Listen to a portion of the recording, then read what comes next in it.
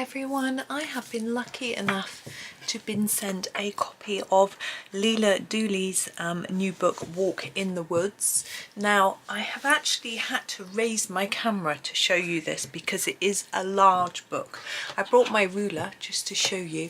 Now this is a 30 centimetre ruler.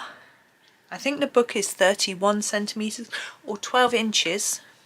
It's just a little bit bigger than 12 inches, and across this way it is either just a bit bigger than 9 inches or 23.5 centimetres.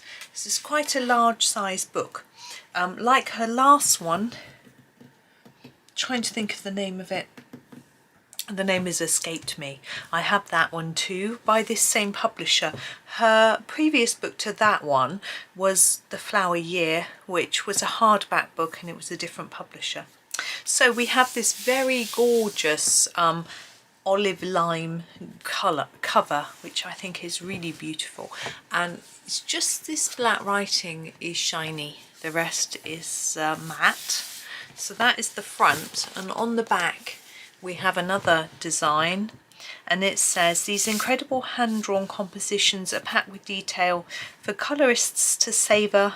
Join Leila Duly on an uplifting woodland journey and encounter shaded glades, delicate wildflowers, curling fern fronds and busy forest creatures. And this was sent to me by the publisher Skittle Dog for free to show you. So let's have a look through the book.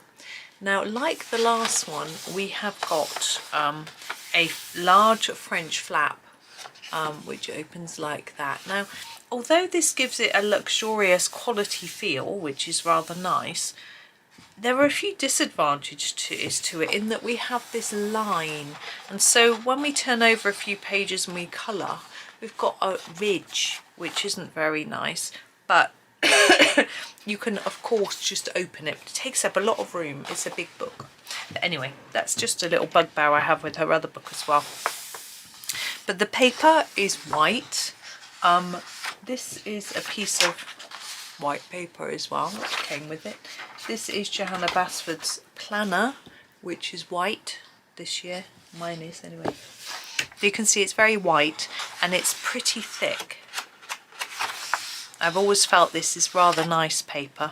So this book belongs to, we have a little hedgehog here, some mushrooms and leaves. Now Leila Duly's style is very detailed, but this one I find rather nice. I can pick out the items really easily. I find sometimes it's a little bit difficult to distinguish between what different leaves are belonging to what plant and things like that, but this one is easier. So that's rather nice, or at least that picture is easier, and a few others that I've seen from the book. So we have our copyright page and a little for Adam, Iris and Ray with a little moth / butterfly. But let's get going. So we have quite an intricate page here. We have some foxgloves and lots of leaves. These look like a morning glory and trees and things like that seen there. And we have a little message from Leila Duly. Is it Leila? I don't know. Join me on my woodland walk. Take a gentle stroll with me through the seasons, where in springtime the first buds emerge, leaves shimmer and birds busily build their nests. The summer compositions are packed with wildflowers, foliage and pollinators scurrying, fluttering and buzzing through the woods. You'll find autumnal displays of fungi, moss, acorns and seed heads, with forest creatures foraging from nature's harvest. Finish in the crisp air of wintertime with its welcome decorations of bright berries and pine cones. Celebrate nature's year-round palette of colours and absorb the deep calm of the forest with these hand-drawn arrangements for you to colour and cherish. Oh, that's rather nice, isn't it? Okay, so we start with a double page spread, I think. Hang on. Yeah, sorry, the pages are thick. Now on this page I can see that I thought it looked like it was sewn. I can see little holes where it's sewn, which is always rather nice for a book. Okay, so we have, I'm just going to check and see if it tells us in the back. Oh, it does. It tells us what the species are in the back. So this is crab apple blossom, and Norway maple. I'm not going to do that for every page, it's going to be very irritating, but it does tell you. So we've got a few silhouettes of black leaves in some parts of the background, but it's mainly coloured fairly straightforward. I think it's very easy to see between stem and leaf and which is which. So we've got this one sort of gnarly branch there, and then we've got a different branch here, and we've obviously got a bird as well.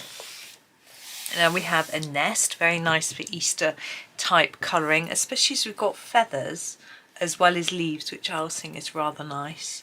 You can do them bright. Behold within the leafy shade those bright blue eggs together laid. On me the chance discovered sight gleamed like a vision of delight. From The Sparrow's Nest by William Wordsworth. That's rather lovely, isn't it? Now we have two more circular designs. Flowers and leaves. That looks like chestnut leaves to me, and a different floral arrangement there. And this one, look at these look like peace lilies. Again, I shouldn't be trying to name the flowers, but you know, got a little bit of black going on in the background of this one, which I think is always rather nice. And these are what I thought cowslips, and now I'm thinking, no, is that primrose? No, yeah, it's quite a nice simple one though, isn't it? Now here we have two circular ones with dark backgrounds. Although the detail is very small, I think if you use some very bright colour and they're quite simple, there's not a big different types of items, so I think it would look rather pretty actually coloured in. And this one that we have a sort of gnarly wood. This looks like a cherry blossom to me. I used to have those used to fall off trees in windy weather, and I used to walk to my grandfather's house and pick them up off the ground to give to my aunt who lived with him. And we have some different florals in this one. This one's quite complex, but this one, these are rather simple, which I prefer. For me, I can make out what's going on. We've obviously got trees, our stag, and some sort of bushes and leaves and flowers. And here we have a baby. Oh, it's Bambi. You have trees. The angle is quite interesting. It's curved round. So we've got a very pretty large leaf here. Ah, I thought they were Lily of the Valley. And we have this poem from The Lily of the Valley by Paul Laurence Dunbar. Sweetest of the flowers are blooming, in the fragrant vernal days is the lily of the valley with its soft retiring ways. Lovely. Now we have a bird and some florals and a nice circular design. This one, another one with a black background. Now black is always need to do a vibrant colour when you're doing black, and they really stand out and look very pretty. Here we can see the strings that are binding, and to the attentive eye each moment of the year has its own beauty, and in the same field it beholds every hour a picture which was never seen before and which shall never be seen again. From Nature by Ralph Waldo Emerson. I'm sure she's got a poem by him in her last book. We have snakeskin fritillaries. Obviously I think this must be a hare, not a rabbit. Some very small florals there. And one more simple design here, and this is a lot more cluttered, but I can just about make out different leaves. Sometimes I find it quite tiring on the eye trying to pick out all the details, but with this one I would probably do the larger ones first, and then it would help me to focus on the others. Oh wow, we have all little teeny ones. Oh, I like those. Look at these thistles. Oh, nice. Sorry, I was just taking that in and not talking. Now this is a double page. We have it's not really a circle, is it? It's almost an oval with some sort of grasses and what looks like dog rose to me. All sorts. Very pretty. Oh, we have a much tinier detailed picture here, but there's some interesting things in it. We have the squirrel. We have a bird, not sure which one. We have a woodpecker there, another bird there. We have another bird here. He's got a tuft on it. I don't know what it is. We have another bird here, lots of blackberries. And this is from The Life of Fields by Richard Jefferies.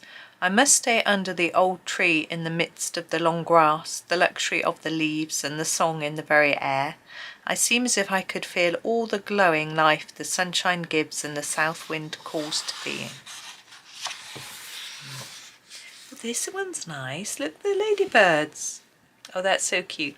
I like that. But what I find interesting is we've got a black background going around, but not all of it. There's a bit here without any. Interesting. And here we have another sort of larger mix of different flowers. This one is much more detailed. We have some ladybirds here though. From Inversnade by Gerald Manley Hopkins. What would the world be once bereft of wet and of wilderness? Let them be left. Oh, let them be left, wilderness and wet. Long live the weeds and the wilderness yet. Well, it reminds me of this, what is it called? No Mow May, where people are encouraged not to mow their lawns for the whole of the month to let the little animals, the insects, breed and the pollinators and things like that. Oh, we have some rose hips in there, roses and things. And look at the butterflies. Just a nice three, a simple design. I recognise that one. Is that the tortoiseshell? Is that monarch? I'm not sure. Guessing. Oh, see, look, another really simple picture. We have a kingfisher, I would say, because we have reeds and water lilies, things like that. Look at some catkins. Oh, a bee over a sort of leafy floral. That one's, although it's big, for me that one isn't so daunting. I can pick out all the details fairly, even here. From Childe Harold's Pilgrimage by Lord Byron. There is a pleasure in the pathless woods. There is a rapture on the lonely shore. There is society where none intrudes. By the deep sea and music in its roar, I love not man the less, but nature more. That's nice. And this is very detailed. So we've got some really fine detail of chestnut trees here and then slightly less here. But then we've got all the tree trunks in here, but it's this bit down here. All the foxgloves and different grasses and things. But this one much simpler. I'm trying to work out what that is, but I don't know. These look like honeysuckle, but I'm not sure. Is it another? No. Anyway, bees. And this one is got quite largish flowers. These look like clover. But then here we've got quite a more smaller designs, but lots of ferns and things. Still, I would say not too tricky to colour. And the same here, we've got water here with reeds. And we have a very pretty just circular design with florals. This one's more of a bunch, which I think is rather nice, like a little bunch of dried wild flowers with some feathers in. I rather like that. These look like teasels. Maybe we're going into autumn, I'm not sure. These all look very much like dog roses, I think. Look at the little mouse amongst some berries. That's sort of slightly irresistible. Look at the blackberry. May have to do that one. We have some acorns and some sort of berries. We must be in autumn.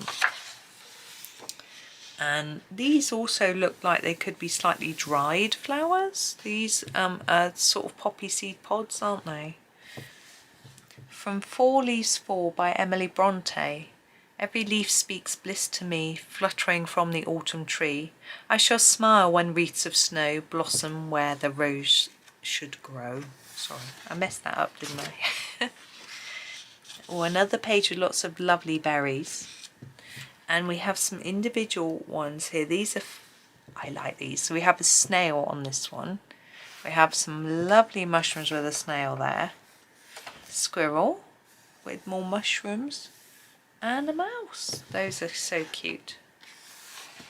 These are quite different to what she's had in, I think she had a few in her last book. Look at these, really lovely ones to colour. And again on this one, loads of lovely mushrooms / toadstools. And here we have ferns, my favourite. From Under the Greenwood Tree by Thomas Hardy. I've read this book when it was the first novel that I had to read when I started my secondary school, and we had to pick one to take home to read. It was the first one. Many hundreds of birds had been born amidst the boughs of this single tree. Tribes of rabbits and hares had nibbled at its bark from year to year. Quaint tufts of fungi had spread from the cavities of its forks, and countless families of moles and earthworms had crept about its roots. Now we have a tangle of leaves, berries or buds, I'm not sure, the fox. It's a nice simple one, if you like fur. I don't mind it actually. So we have a huge tangle of leaves, berries, mushrooms, teasels, all sorts going on. From My First Summer in the Sierra by John Muir. When we try to pick out anything by itself, we find it hitched to everything else in the universe. Everything being interrelated, I guess. Now here is a double. We're definitely looking a little more wintry here with our yew, I'm thinking, all sort of pine cones and these sorts of berries and things. And we have more berries from I Sought the Wood in Winter by Willa Cather. I sought the wood in winter, when every leaf was dead. Behind the wind-whipped branches the winter sunset red. The coldest star was rising to greet that bitter air. The oaks were writhen giants, nor bud nor bloom was there. Squirrel, lovely, with a little nut. And here we have all the pine. Those are so pretty. And we have another circle with lots, this is rather more detailed and tangled, but lots of pines. These look like mistletoe. We have a little bird, probably a robin, my guess, I don't know. And here is our species list. So these are all the names of the flowers and things, and some of these have the names of the animals as well, but not all of them, which is interesting. Not all the animals are named. And oh, here we have at the back. This is about the writers, so the poems. There's another little bird and beetle. I don't remember seeing any beetles. There must be one somewhere that I missed. And again, acorns and leaves and the sort of flap. So I'm going to find something to colour. There's a few really pretty ones that I've got to pick between. So I will just turn off the camera and have a little shuffle around and find the page. So bear with me. Right, I have decided to colour this image here. This is called Red Clover. I'm going to come in a lot closer. I haven't readjusted my tripod, so should still be able to come in close enough, yes. Now the red clover is a sort of purplish red colour. Now I happen to have my Pablos here, Caran d'Ache Pablos. I'm going to use the purplish red for our florals and just get started really on the flowers. I'm just trying to think whether this is leaf or flower. Hang on, I'm just going to have a quick look at a photo. Okay. Right, so there are different types. Yeah, it looks like the bits upwards are always going to be flowers. So I'm going to do this as a flower petal, and then this is a leaf petal. I may not colour the whole, I might just do one of these because it's going to take me quite a while. Now this paper is quite nice. It feels really smooth to the touch, but it isn't as smooth and slick as some papers. So you can get some, it's nice and easy to get a nice, I think, variation of colour. I find that I was using some paper last night with, it wasn't these pencils to be fair, It's polychromos, and the paper was rather like Bristol board, where it was very, very smooth. And I find that if the paper is too smooth, it's really difficult for me to get a even blend from dark to light when I'm using one pencil, and it ended up looking quite scruffy.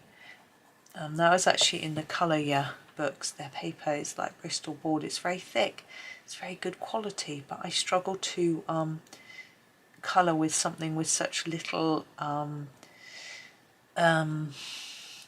what's the word, you all know what I'm trying to say, with where it's too smooth. Yeah, what is that word? So I want to just make them a little darker at the bottom. I'm just gonna, I don't want the tips to be white. There we go. And we can go even a little darker. I'm thinking dark carmine. I'm just going to sharpen it a little bit. The word I'm looking for is still bugging me. Tooth, that's the word. Dark carmine. I'm just going to use this at the very base and where they're overlapping. So this paper seems to be good for getting smoothness.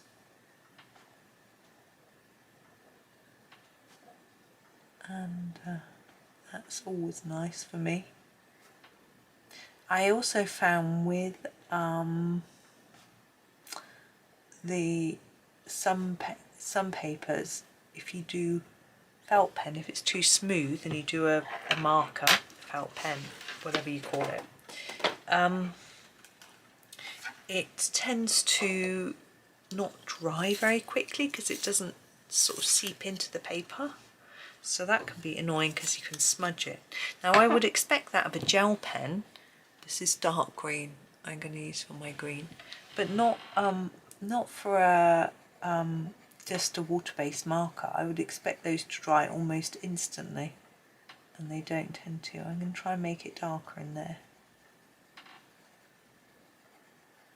but hopefully you can see that this is going down nicely. I mean, obviously there's a bit of stem in there. These are good pencils, you know, Caran d'Ache, but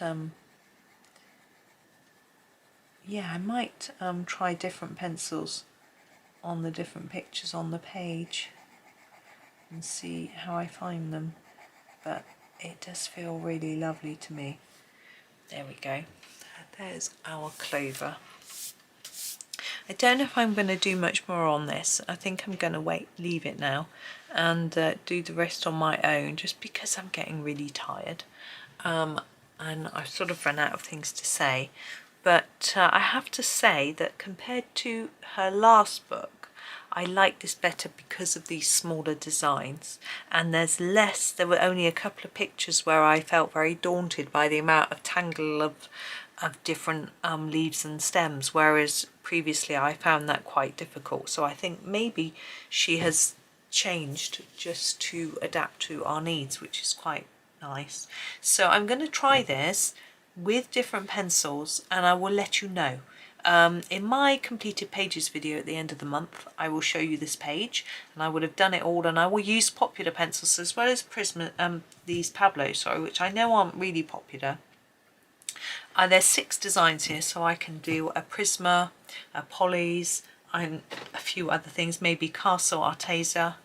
What are your sort of popular ones? Black Widow perhaps, try those. There's another set over here, so I could try a few different brands, and I'll let you know how they go down on the paper. I'll do like a little review, and yeah, I'll do that and let you know what I think. So so far I'm very happy, so that's good. But so there's the book. I hope yes, I hope the flip through was okay for you. Let's come back out so you can see the whole page. We've got 12, so there's a lot for me to try out on here, which should be a lot of fun, and they're all quite small, so it won't take me too long really.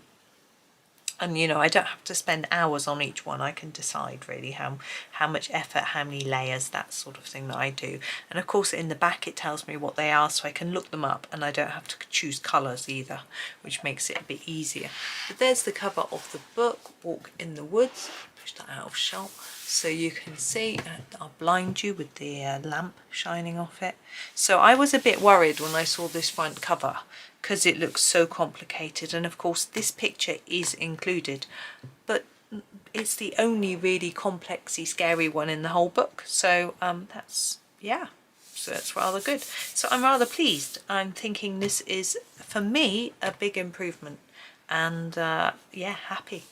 But thank you for watching. I shall stop going on and on and on, but I hope that was interesting. As I say, I shall do a little experiment and see how I get on. It won't be something I'll do on camera, because as I say, I just do it when I fancy having a go and see how it gets on, but I'll talk to you about it in my completed pages video. So yes, I'll stop wittering on now and go, but thank you very much for watching. There will be a link to this in my description if you want to order it. It is an affiliate link, which means that I make a little bit of commission from the book, and as I said at the beginning, I was sent this book to review, so it's important for me to just tell you that, as it's effectively an advert. Although I'm not being paid, I get to keep the book for free. So thank you so much for watching. Hope you have a really super day, and happy colouring.